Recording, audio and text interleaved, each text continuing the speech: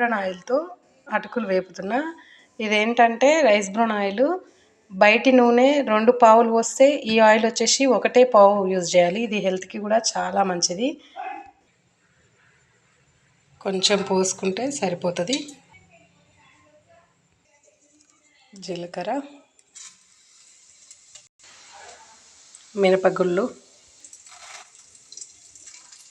పల్లీలు,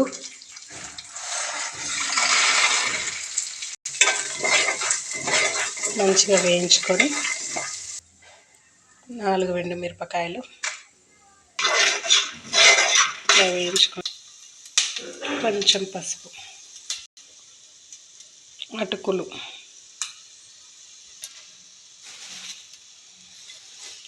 వేసి ఉప్పు కారం వేసుకొని కలుపుకోవాలి.